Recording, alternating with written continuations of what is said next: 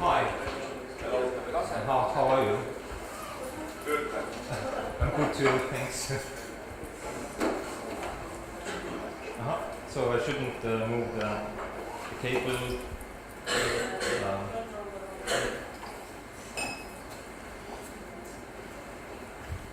so experiencing technical difficulties.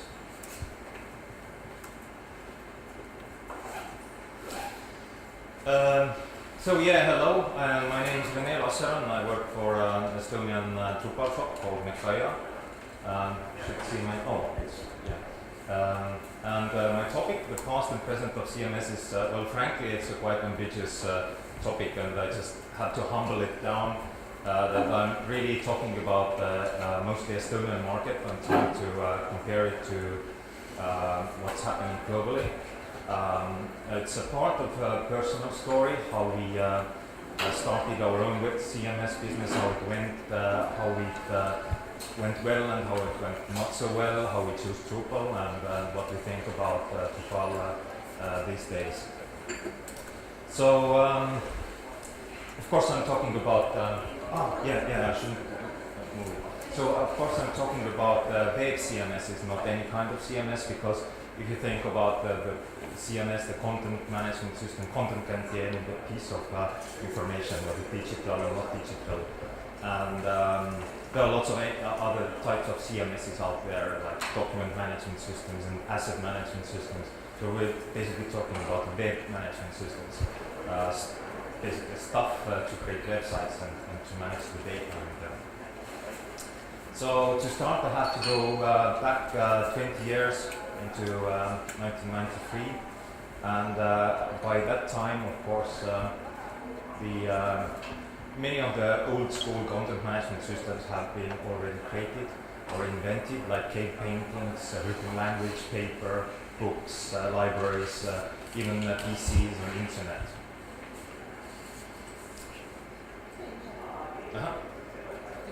So you're doing good. And so in 1993 I went into the university to study informatics. So it's a fancy word for programming and system analysis.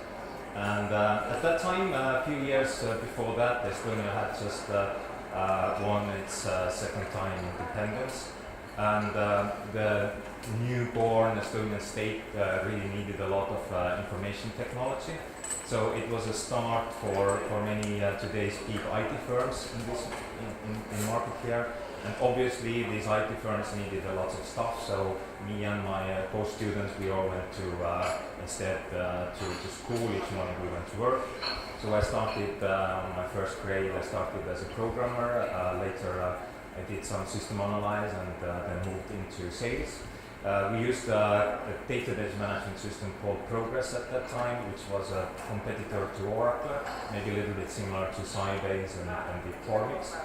And the systems we did were whether like client server systems or even free-tier, when you have like application server sitting behind the database and the desktop.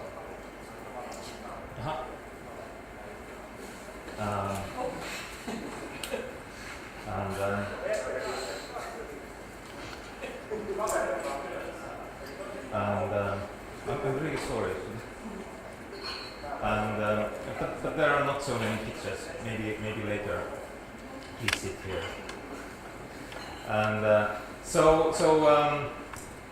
I lost all of my track. But these 90s were a really nice period. Also, many technologies and pieces of software we use today were created or became widespread at that time. Microsoft Word, Lotus Notes, many CMSs like Interwoven, Documentum, also Apache, PHP, MySQL. All these things happened in 90s.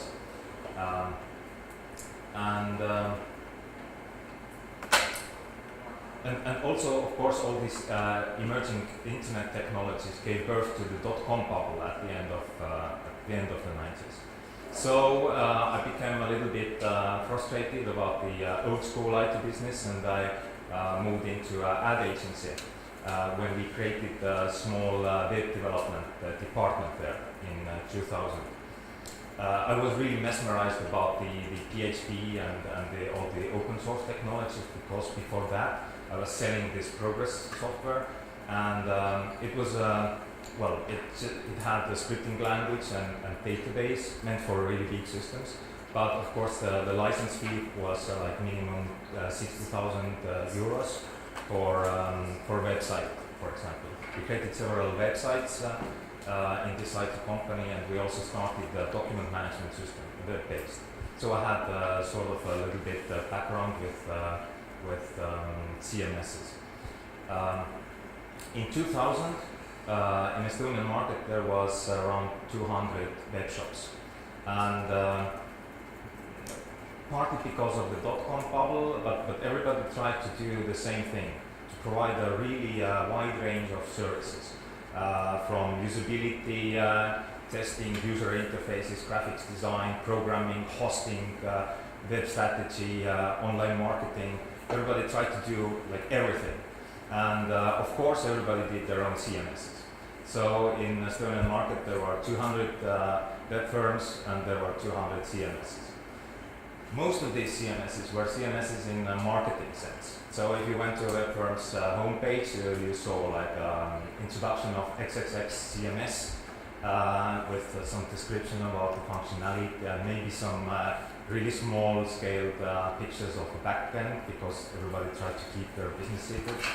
But really you didn't have any downloads or documentation, because the web firms worked in a way that they just took their last project and cloned it and customized it to the new project, and so etc. And so it was really hard to provide security fixes or do any version management this way.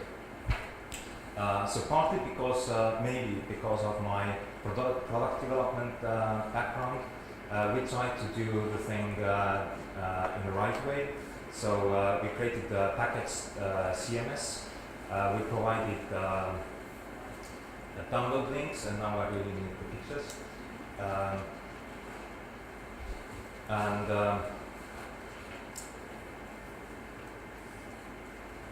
so our CMS was called Sauro CMS. It still exists on the market today. It is a pretty good product, and it was a product that had you could download the package, well, the initial install or updates. You had we had both free and trial and paid versions, but it was proprietary software. This code was compiled with Send Optimizer. We were really secretive, and we sold it as an initial license, and then an annual fee for the upgrades and tech support.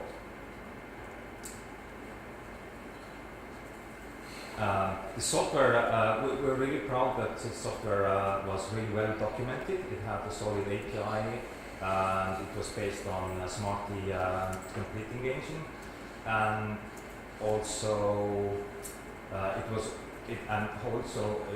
has always been backwards compatible. So during the 10 years, you could always upgrade your site and not worry that anything could go wrong with the site design or the functionality. And as we invested really a lot into the product development, we provided services to our end users with this product, but we were also able to convert many of our competitors, other web firms, into our resellers. So I think we had at some point 25, 30 Estonian web firms developing on our CMS, reselling it to their customers, and it's better than nothing. And we did really well. Close. And also in we had around 2,000 live websites running on our CMS, including really many like major sites here in Estonia, like basically all local governments on our system. majority of ministries, the government, ministries, subdivisions, Estonian Air still runs on Saros, Estonian Post, Estonian Railways, many banks, a university. We had a really solid customer base. Unfortunately, we had so much job and running around and investing into the product in the home market that we totally forgot about export and the global reach.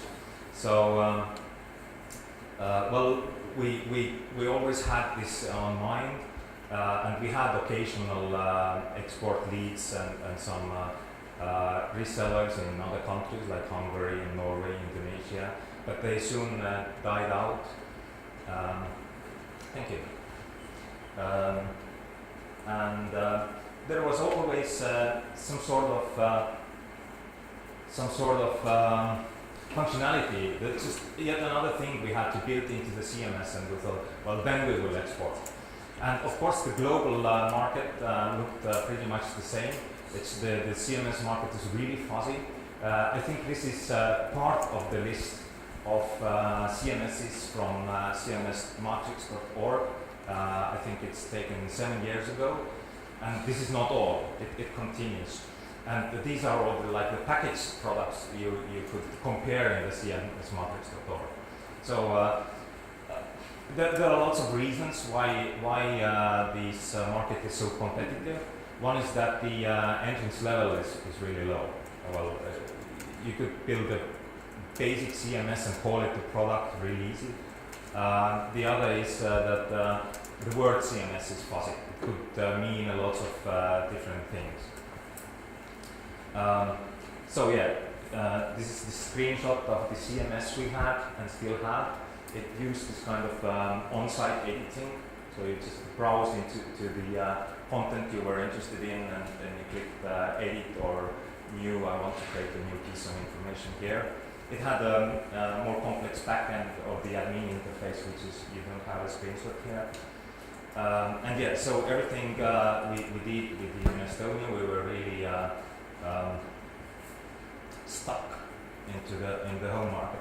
And then came the year 2008, 2009, when the global recession hit. And as you see from here, this is from CIA workbook. It shows the GDP growth rate, and Estonia was hit pretty bad compared to, well, relatively to the other countries. And so our resellers in the Estonian market basically told us two things. First, sorry, but we can't afford your CMS. Please do it free. We can't pay for it because our customers don't have money. Or we will have to move to Joomla or WordPress or maybe Drupal. Most of them talked about Joomla, WordPress, because these products had gained a really good reputation in the Estonian market by then. What happened is two things. First, of course, they didn't give us any money for the licenses. The second, they moved into WordPress. So we had to change our business strategy. We open sourced our own platform. We came out with a free community edition and a paid enterprise edition. But of course, it was the year 2009. The global marketplace was really fuzzy. And it was we were really unable to build a solid global developers community, because all the web enthusiasts, like many of you, I'm sure, already were stuck with well, some existing products.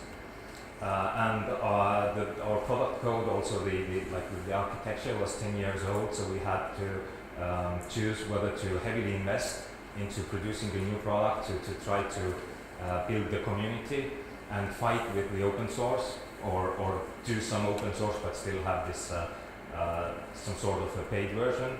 But since the marketplace is so fuzzy, we didn't really have the guts inside to do that. So Saros is still used widely in Estonia. It's still a good product. We do maintain it, but we do not release new functionality and new versions. And so we had to think ourselves what solution we will provide to our customers, what we will use to build websites to our new customers, and what's our suggestion for this Source CMS users, where to move forward. So we had to choose among, we went to this feed-free Joomla, WordPress, and Drupal. So if you don't see the Joomla is the yellow line, WordPress is red, and blue is Drupal.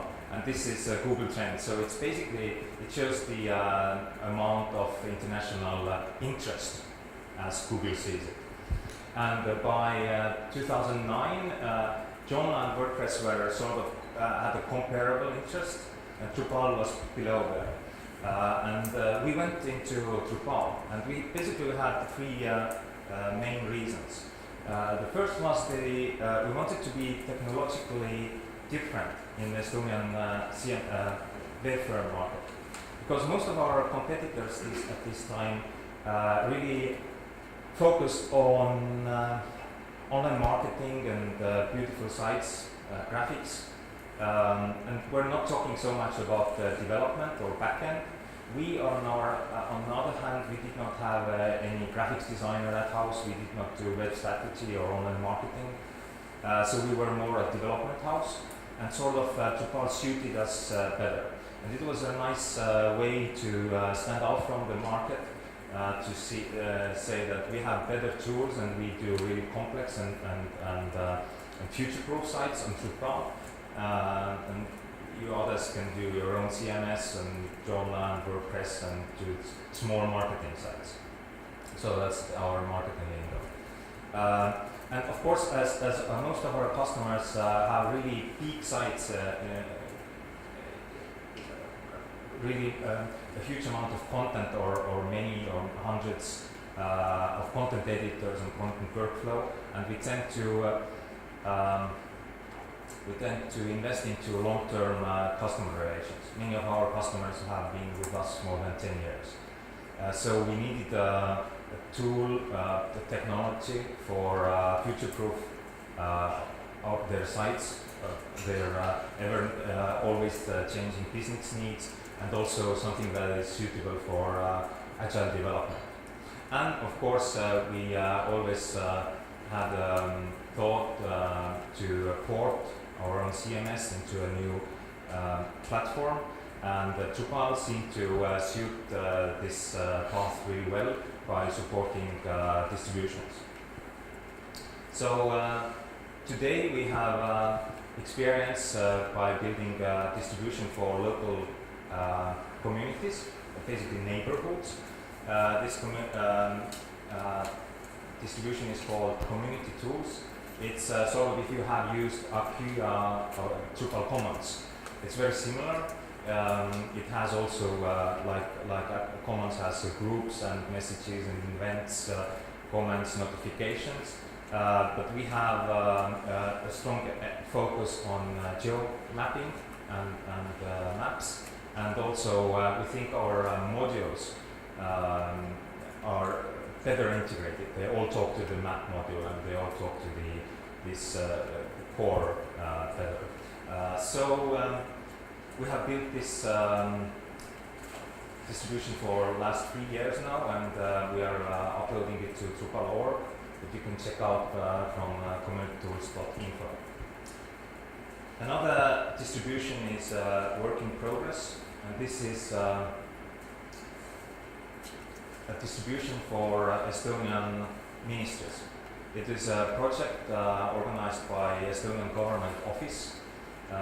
They wanted to move all their ministries and their subdivisions into one platform, because and also have a unified user interface. So currently we are building a Drupal distribution for Estonian ministries. It will be ready, but have a first release I think in September, October. And the government office will maintain this distribution, and the ministries can then whether implement this distribution by themselves or have a public tender. So I hope this distribution will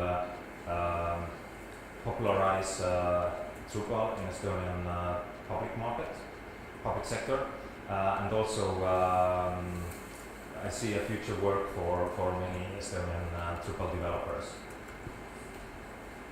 And of course, we are in a planning phase of creating a successor to our own Soros CMS on Drupal, which is meant for broader audience, but basically it's for Estonian market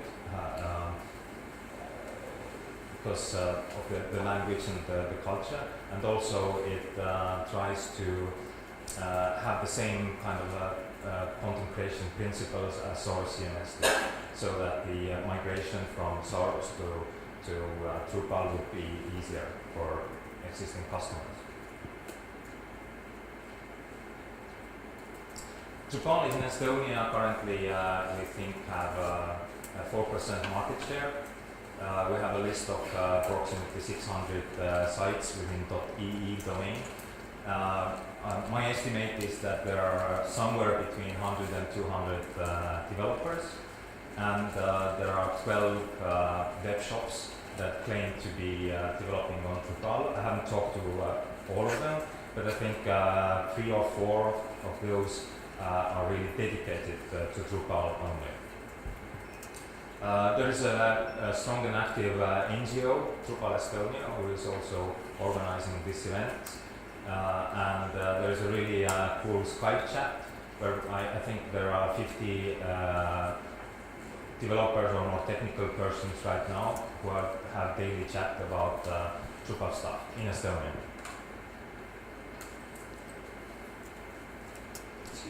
Sure. How would you measure this market share?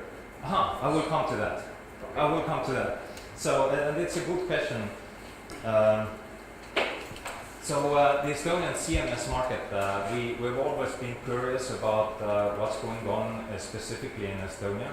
So we have created a script that just goes through all .ee sites, takes the home page and tries to find the traces from the HTML source about the generator. Well, Drupal nicely puts this meta generator tag, but you can always leave some search for some traces like specific path names or the name of the company who developed the site. So we have a list of I think 250 different CMSs, and we have manually created this like pattern matching. We take a look at the homepage, and also we try /admin, because many sites use this URL for the login form, and all the login forms are really like different, and you can find patterns there as well. So we have run this script for last 6 years, 7 years, and the percentage of the CMSs that we recognize has grown. So roughly half of all .ee sites currently run on some sort of technology that has a name. And I'm not talking about the PHP or Perl, I'm talking about the framework. And this is, the share is 14,000 sites in our last poll. So sites are moving more into standardized or packaged solutions, and also sites, these solutions are the share of global and open source solutions is growing. So the green line is the share of open source CMSs within all CMSs. So half of them are open source today, and the blue line is non-Estonian CMSs. I assume most of these are global. Some of them are like Latvian or Russian CMSs, but most of them are global. And of course, by today, the picture of the Google in the Google Trends of these three big CMSs has changed. So Joomla is dropping since 2009. I probably know why WordPress is going up because many new releases in 2009 or 10 they released this version 3 with multi-site architecture. But I'm not sure why Joomla is dropping so fast. Does anybody of you have a comment on that? Security problems. Security problems? Mostly. Okay. As you see, this is a Google Trends picture, and it has these dotted lines for the prediction. So, but somehow Google does not have any prediction for Joomla, so no future was sorry.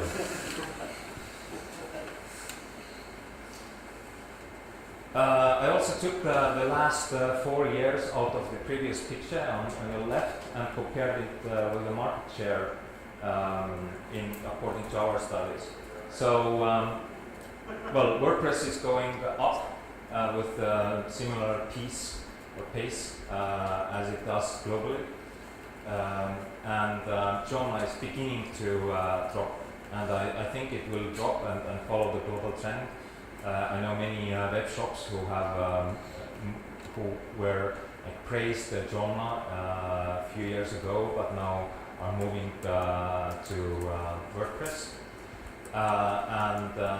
Fortunately, Drupal is going up in Estonia, and I'm pretty sure that as we have really live community, as we are porting our Soros customers into Drupal, and if this government project is a success, I think there will be the market share of Drupal will be growing in upcoming years, and I think it will go up a little bit faster than it has been done since today. So the market shares of CMS-s this spring looks like that. So obviously Joomla is a little bit ahead of WordPress, but it will change. We will do our next poll in October, so I think they have swapped positions by then. Hansanet is not really a CMS, but it's a web shop that uses different homegrown backends, and I just put them all together because they have a major share running on sites running on their technologies. And then comes our own Soros CMS, which still has 5% of the market, and Drupal is following by 4%.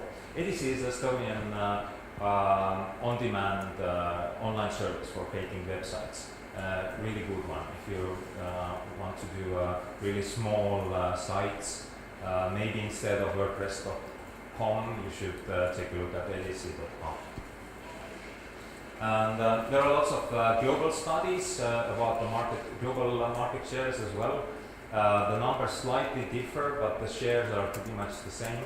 And so globally, WordPress is now over half, following by Joomla and Drupal. I'm not sure about Drupal's share, whether it's going to stabilize or maybe it's going up following by the release of version 8. I'm not sure now when it's becoming available. So that was pretty much what I know about the CMS market, please. If you just go one back. Yes.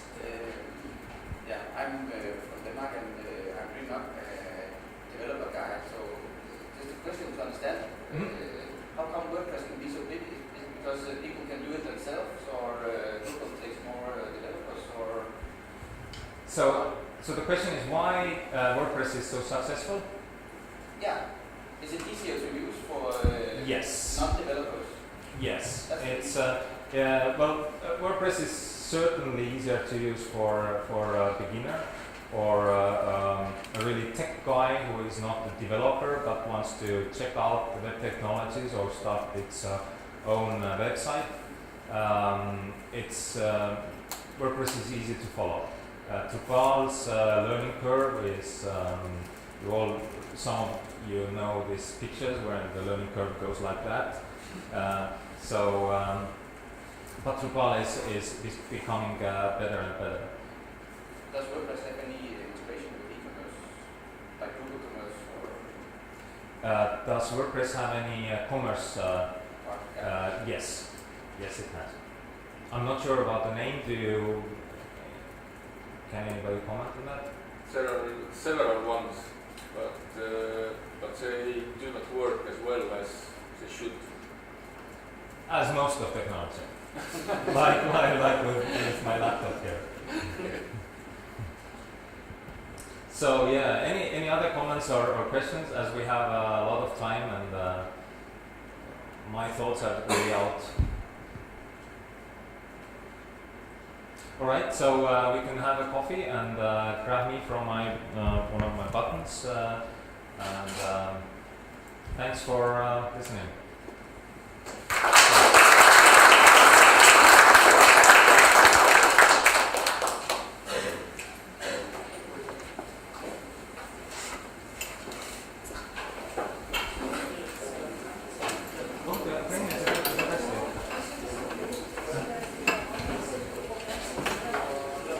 Huh?